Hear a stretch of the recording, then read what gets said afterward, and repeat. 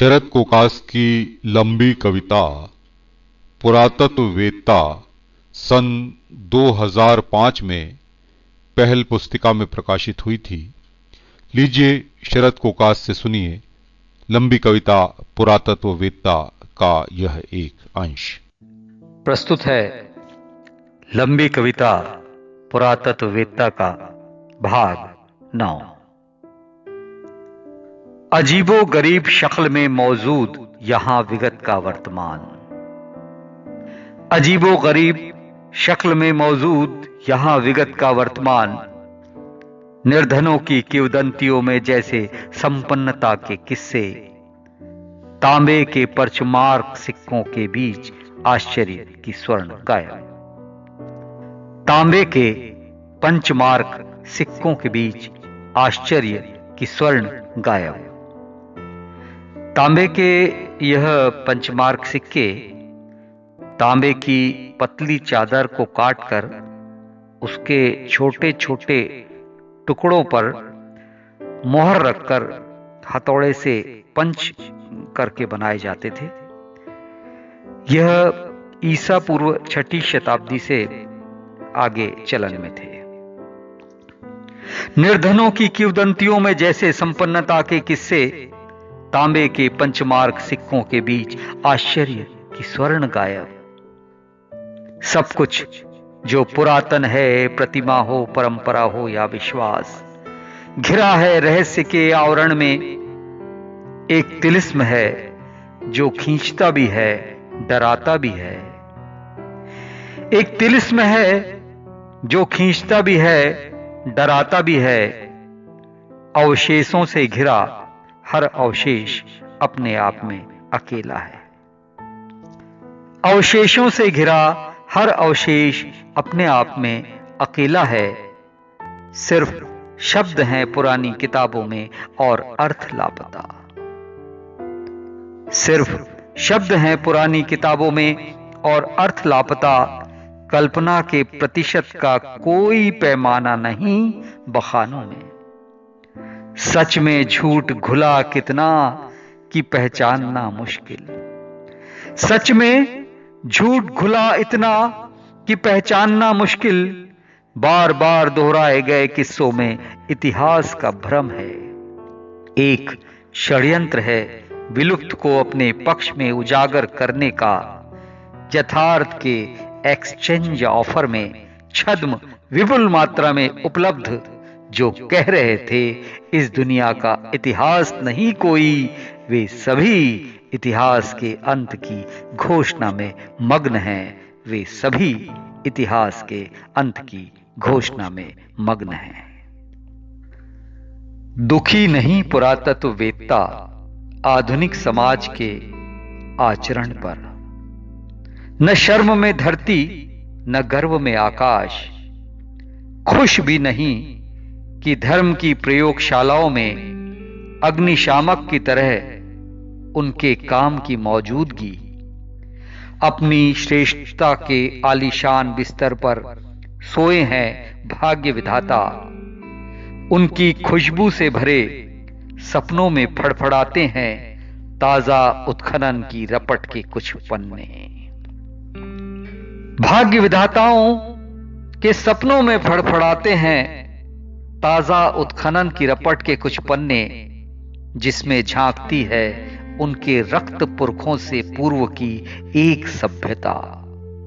जिसमें झांकती है उनके रक्त पुरखों से पूर्व की एक सभ्यता।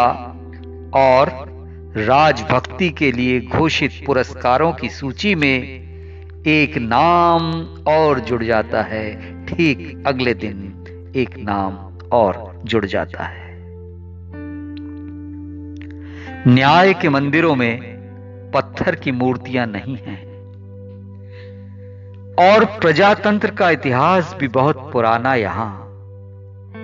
आस्था इस अर्थ में कि राष्ट्रवादी वही जिसके पुरखों ने वसुंधरा पर कहीं भी जन्म लिया हो और उसे निग्रिटो, प्रोटो ऑस्ट्रेलियाई, मंगोलियाई, भूमध्य सागरीय या अल्पाइन जैसी किसी भी प्रजाति में मानव देह धारण करने का अवसर मिला हो। आस्था इस अर्थ में कि राष्ट्रवादी वही। अपने लिए शब्दों की तलाश में प्रजा का इतिहास। अपने लिए शब्दों की तलाश में है प्रजा का इतिहास के इशारे अब उसकी खिल्ली उड़ाते नादानियों में। अपनी मजबूरी में चुप बैठ जाना उसे नहीं गवारा और दुनिया के भगवानों पर अब भरोसा भी नहीं बाकी। वहीं उसके बरक्स लिखे राजाओं के इतिहास में स्वयं अपने ही ईश्वर है राजा अपने नायकत्व में। बाद मरने के भी जिनका कब्जा है तमाम शब्दों पर कि जैसे वो उनकी जागीर है पुरखों की बनाई हुई। एक काले पत्थर पर खुदे शब्दों में लिखा था वह कानून जो उतना ही काला था जितना राजा का दिल। हम्मुराबी के दिमाग में मंडराता था काले बादलों के मानिंद। हम्मुराबी यह 1750 ईसा पूर्व में मेसोपोटामिया का शासक था। मेसोपोटामिया जो वर्तमान में ईरान, इराक, कुवैत, सीरिया और तुर्की का मिला जुला हिस्सा है। हम्मुराबी ने एक विधि संहिता बनाई थी जो एक काले पत्थर पर खुदी थी और वह पत्थर शहर के बीचों बीच लगा था। इसमें प्रजा के दमन के लिए अनेक कानून थे और देखिए यह कानून आज भी चल रहे हैं। एक काले पत्थर पर खुदे शब्दों में लिखा था वह कानून जो उतना ही काला था जितना राजा का दिल। हम्मुराबी के दिमाग में मंडराता था काले बादलों के मानिंद जिसे वह सूर्य देवता का आदेश कहता था। मैं हम्मुराबी देवताओं द्वारा नियुक्त शासक, मेरे राज्य में प्राण दंड मिलेगा उसे जो भागे हुए दासों को शरण देगा। मैं हम्मुराबी देवताओं द्वारा नियुक्त शासक। काली चट्टान की छाया में दुबकी थी आदमी की परछाई। सूरज की पीली रोशनी में बीमार दिखाई देती थी प्रजा। फराओं के पांव चूमती थी उनकी मजबूरी और वे मंदिरों में देवताओं के संग विराजमान थे। फराओ वे शासक थे जिन्होंने मिस्र के पिरामिड बनाए थे।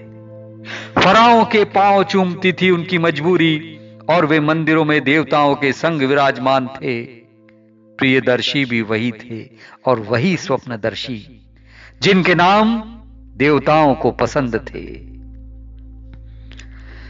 गर्म हवाएं घूमती थी हाथों में दंड और पाश लिए। गर्म हवाएं घूमती थी हाथों में दंड और पाश लिए। यह मृत जीवितों के देवता ओसिरिस का फरमान है।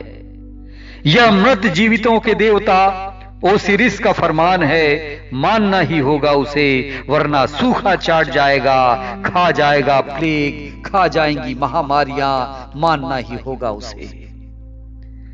दुश्मनों के हवाले कर दिया जाएगा जो अवमानना करेगा इस कानून की। दुश्मनों के हवाले कर दिया जाएगा जो अवमानना करेगा इस कानून की कि तुम में वह ताकत नहीं जो रक्षा कर सके तुम्हारी, कि हम ही हैं जो बचा सकते हैं तुम्हारी जान और हमारी शरण में आने के अलावा तुम्हारे पास कोई और चारा नहीं। हमारी शरण में आने के अलावा तुम्हारे पास कोई और चारा नहीं।